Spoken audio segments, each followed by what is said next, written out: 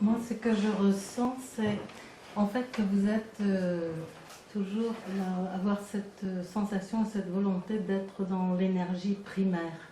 Parce que c'est ça le mouvement, c'est la vie. Et... Qu'est-ce que vous entendez? C'est négatif dans votre esprit comme non, primaire? non, au contraire. C'est-à-dire l'énergie première. Oui, c'est ça, oui. C'est l'énergie, pas Oui, primaire, l'énergie originelle, oui. Originelle. Et que quand vous vous retrouvez dans ce mouvement-là, vous êtes dans le mouvement de la vie, et c'est là où vous gagnez, toujours. Oui. Oui, enfin, il y a quand même des moments où il est possible qu'une telle écriture prête à certains malentendus. Par exemple, il y a un philosophe canadien qui aime beaucoup ce que j'écris, un jeune philosophe, et il est venu me voir plusieurs fois. Il a fait d'ailleurs une thèse, un mémoire sur mon écriture. Et ce jeune philosophe, il est très intelligent, mais à un certain moment, il persiste à croire que, par exemple, il met de la religiosité dans ce que j'écris. Il voit de la religiosité, il voit de la mystique. Et par exemple, parce qu'il a enseigné mes textes à l'université de Montréal, et ça a pour effet chez certaines personnes, il peut y avoir du rejet aussi de ce genre d'écriture. Enfin, il y a des personnes qui elles donnent l'impression, enfin, elles entrent en transe, par exemple. Alors lui, il fait un lien avec mon écriture et le chamanisme. Je lui dis non, moi, ça n'a rien du tout de religieux. Moi, je suis incroyant moi-même, j'ai perdu la foi à la mort de mon père, et je ne suis jamais revenu là-dessus. Donc on peut parler de mystique si l'on veut, mais enfin une mystique athée, comme il y a eu un mémoire qui a été fait sur moi, qui était intitulé Un mystique athée. Bon, je veux bien, hein, voilà, mais je pense pas qu'il faut... Je lui ai dit à ce jeune, à ce philosophe, je pense que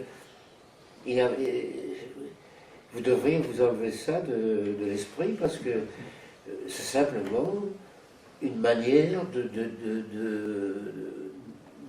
faire de la littérature, enfin de faire de l'écriture, quoi. Hein, c'est la manière dont les mots se combinent dans cette écriture, avec le rythme et tout ça, qui fait que ça peut produire des effets comme ça, de transe, mais ça n'a rien de religieux. Ce sont les mots, c'est la puissance du langage qui crée ce genre de situation, voyez-vous. Moi je le ressens très, très fort aussi.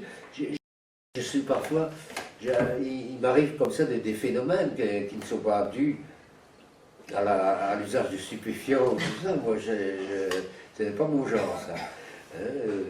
Mais, par exemple, j'avais écrit un livre qui s'appelait Julie ou la dissolution. Bon, ben, c'est un livre, les gens m'ont dit, mais tu étais drogué quand tu as écrit ce livre. Il y a des situations bizarres, il y a des situations hallucinogènes, ou je sais pas jaloux. Mais non, je dis, c'est simplement... et malheureusement, c'est un peu ma faute qu'on ait pu penser ça, parce que j'avais donné pour nom de personnage à ce livre, j'ai lu la dissolution, le nom de H. Alors, tout le monde pensait à H, alors que dans mon esprit, tout bêtement, c'était la hache. C'était une écriture à la hache, quoi. Et alors, tout de suite, ça prêtait à des... voilà, des malentendus, ce genre-là, quoi. Mais non, voilà, j'ai pas besoin de... comment vais-je dire, de chimie ou de paradis artificiel moi, je suis dans un état pas toujours, hein, parce que l'écriture n'est pas toujours une raison de tomber dans ces états-là, mais souvent il m'arrive des états étranges comme ça. Et alors, je pense que c'est aussi dû à la rythmique de l'écriture. C'est elle qui produit ce genre de phénomènes intérieurs comme ça, un peu extraordinaires. Vous voyagez dans vos molécules, donc vous avez colonisé les Voilà. choses. Mais il est certain que moi, en vous lisant, le rythme sur lequel vous écrivez est très dynamisant. Ça donne Oui. une C'est dynamique. souvent ce que, dans la correspondance que je reçois, il y a c'est souvent les gens mettent l'accent sur l'effet qu'a produit mon écriture sur eux-mêmes. Quand les gens me disent, par exemple, vous m'avez libéré de telle ou telle chose, ou peut-être pas une libération totale, mais en fait, ça me fait plaisir, ça. Je me sens justifié d'écrire, parce que qu'est-ce que j'ai fait toute ma vie, c'est me sortir, c'est me libérer moi-même de tout ce que j'avais vécu dans ma jeunesse, d'inhibition, et tout ça, de prison intérieure, voilà. Et là, je pense que l'écriture a été décisive pour produire cet effet de libération chez moi. Voilà, bon, on n'arrive jamais à la libération absolue, évidemment, mais il y a je sens quand même qu'il y a des espaces qui se créent comme ça, où la vie est plus... je sais pas, je la vis avec plus d'allégresse ou d'enthousiasme qu'à d'autres moments, quoi. Je sens que la vitalité de l'écriture est là,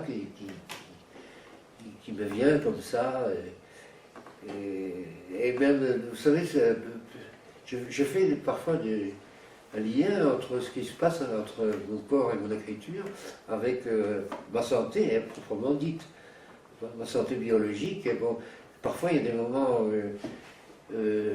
parce que j'ai atteint quand même un certain âge, un âge certain, bon, et comment se fait-il que, alors que le corps est quand même plus défaillant qu'auparavant, l'écriture, elle est toujours alerte, elle est toujours jeune.